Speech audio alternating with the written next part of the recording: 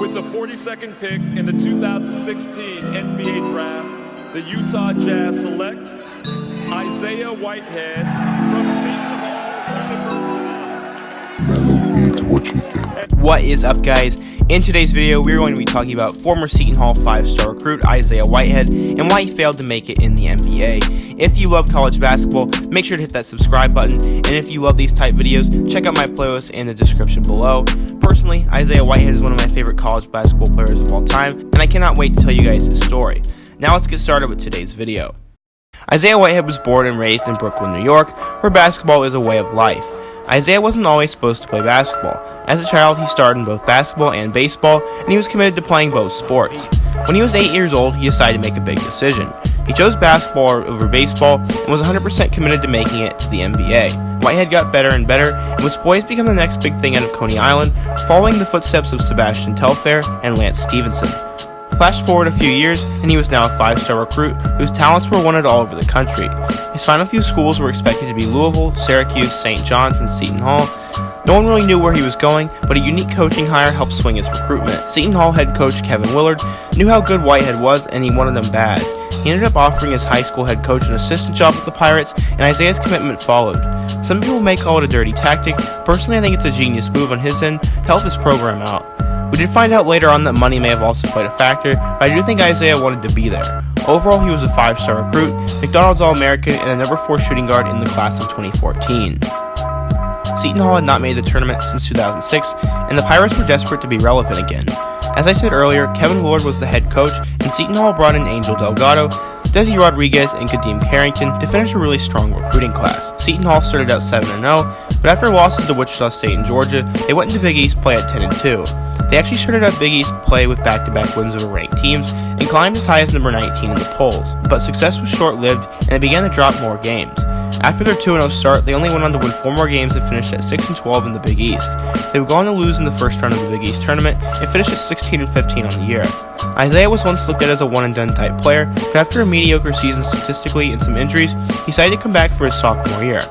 For his freshman year, he averaged 12 points, 3.9 rebounds, and 3.5 assists a night, while also shooting a putrid 36% from the field. Despite those numbers, he was still named to the All-Rookie First Team in the Big East. After an underwhelming freshman season, Isaiah was ready to bounce back in a big way. The Pirates brought back Kadeem Carrington, Desi Rodriguez, and Angel Delgado, and were trending preseason pick to make the 2016 NCAA tournament. They had the same start to their season as last year, except the fact that they lost to George Washington and Long Beach State instead of the Power 5 schools. It was concerning, but they were still 10-2 with plenty of big win opportunities to come. They once again started out 2-0 in Big East play, but after they lost back-to-back games, they didn't crumble. They went on the road to beat Chris Dunn-led Providence, and the Pirates had now had their signature win. They stumbled once again, but they went on to win 4 straight games, and were starting to look like they could actually make the tournament. They won 5 of their last 6 games, including a huge win over number 5 Xavier, and they looked like a lock for the NCAA tournament. They were 22-8 overall, and expectations were relatively high for the Big East tournament. They began their Big East run with a win over Creighton before another matchup with Xavier. The Musketeers were once again ranked number 5, and the game was close, but Seton Hall pulled it out in the end. They now found themselves down 2 in the Big East championship game against Villanova, with just over 20 seconds to play. They would put the ball in Whitehead's hands, and he delivered with a 3-point play to put the Pirates up 1. Ryan Arcidiacono missed a shot at the buzzer, and Seton Hall beat the eventual national champions and took the 2016 Big East tournament title. Not only did they automatically clinch a tournament berth, but they're also going to get a nice seed. They became the number 6 seed and were set to play Gonzaga in the first round. Gonzaga was having one of their worst seasons in years, but they ended up making the tournament after winning the WCC. It was going to be a matchup of 2 hot teams. Sadly, the Pirates couldn't carry their momentum as they were halted by the Zags and the game wasn't even close. Gonzaga won 68-52, and Seton Hall finished the season with a 25-9 record. After the season, Whitehead was named to the Big East first team, and he was an honorable mention All-American. On the year, he averaged a career-high 18.2 points, 5.1 assists, and 3.6 rebounds. He only shot 37% from the field and increased his turnover numbers to close to 4 a game. Scouts knew he could score, that he was an athlete, and he was a winner, but his concerning shooting percentages and high turnover margin led scouts to believe he wasn't ready for the NBA just yet, and he was projected to be a second-round pick. As an 8-year-old, Isaiah told his mother he would make the NBA, and his dream was finally going to come true. He was drafted with the 42nd overall pick to the Utah Jazz, but he was later traded to his hometown team, the Brooklyn Nets. He wasn't expected to play a ton at first, so he could develop in the G League, but that quickly changed when Jeremy Lin and Grievous Vasquez went down with injuries. On his rookie year, he started close to a third of the Nets' games, and he was actually a solid-looking starting point guard. He tied the Nets' record for blocks in the season by a guard, and had a few games where his numbers actually exploded, but his longtime Achilles heel would be the downfall of his career.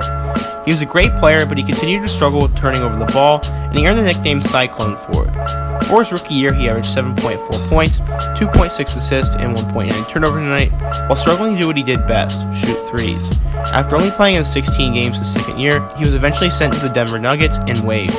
After a couple months in Russia, he returned on a two-way deal with the Detroit Pistons and played with their G League affiliate for a while. Currently, he is playing basketball in Kazakhstan, and it doesn't look like he'll get another chance in the NBA.